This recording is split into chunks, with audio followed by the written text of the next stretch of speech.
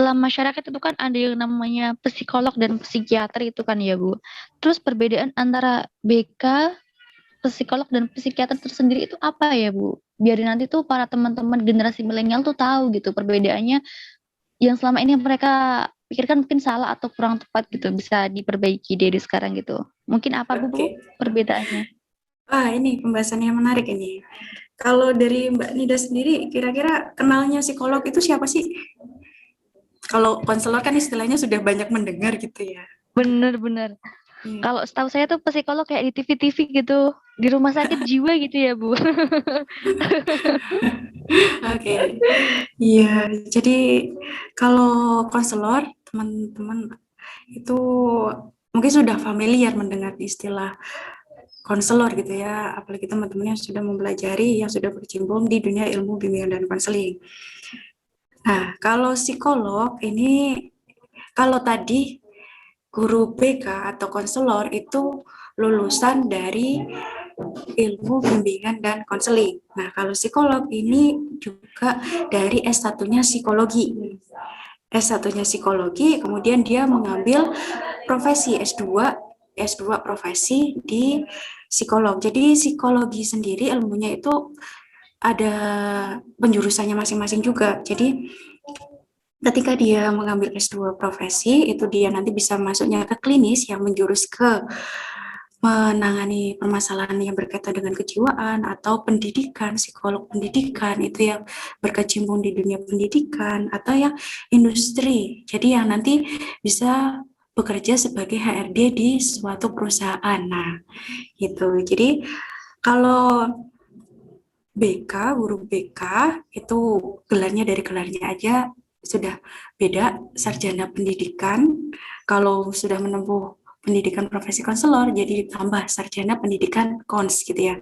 Jadi SPD kons. Nah, kalau psikolog itu dia baru bisa memberikan terapi itu ketika dia sudah mengambil profesi psikolog. Jadi MC psikolog gitu. Dia baru bisa memberikan terapi atau membantu memecahkan masalah-masalah klinis yang berkaitan dengan kejiwaan si klien gitu. Kalau di BK itu biasanya kita istilahnya memanggilnya kalau ada konselor ada konseli gitu ya. Kalau psikolog, psikiater itu sepaham saya itu lebih bahasanya adalah klien. Jadi ada klien. Nah, kalau psikiater ini dia dari dokter umum dulu. Jadi sekolahnya itu kuliahnya dulu adalah sebagai seorang dokter umum, baru kemudian dia mengambil keahlian di bidang psikiatri. Jadi psikiatri jiwa. Nah, jadi spesialis kedokteran jiwa itu gelarnya sendiri sudah beda. Jadi SPKJ, spesialis kedokteran jiwa. Nah, itu. Nah, bedanya lagi di sini itu sebenarnya masing-masing itu punya caranya sendiri, punya pendekatannya sendiri, punya tekniknya sendiri. Kalau konselor atau guru BK itu lebih condongnya kita khususnya di dunia akademik di sekolah, mulai dari SD, SMP, SMA, SMK, MA, MTS, nah MI, nah mulai dari itu. Nah, kalau di psikolog ini lebih ke masyarakat. Jadi psikolog ini lebih ke dunia kalau yang dia profesinya di industri berarti dia berhubungan dengan HRD di perusahaan. Kalau klinis berarti lebih memberikan di masyarakat atau bisa juga dia di sini memberikan tes-tes psikologis. Nah, tes-tes psikologis yang memang kewenangannya itu hanya dimiliki oleh para psikolog. Jadi tidak menutup kemungkinan kita sebagai seorang konselor itu bekerja sama dengan seorang psikolog. Jadi misalnya si konselian datang itu membutuhkan tes psikologi, misalnya tes kepribadian. Nah, tes kepribadian. Nah, itu kita bisa berkolaborasi atau bekerja sama dengan psikolog. Nah, yang sudah dia memiliki sertifikat untuk memberikan tes, alat tes gitu. Nah, kalau psikiater ini lebih dia memberikan tidak hanya secara terapi saja, tapi juga memberikan obat-obatan. Jadi yang berwenang untuk memberikan obat-obatan kepada klien yang punya masalah kejiwaan itu hanya psikiater gitu. Nah, jadi kalau kita bisa melihat itu Contohnya gini aja, kalau konselor itu level permasalahan kejiwaan yang dialami itu masih dalam tingkat yang rendah. Kalau psikolog itu mungkin bisa rendah sedang, kalau psikiater itu yang sudah tarafnya tinggi.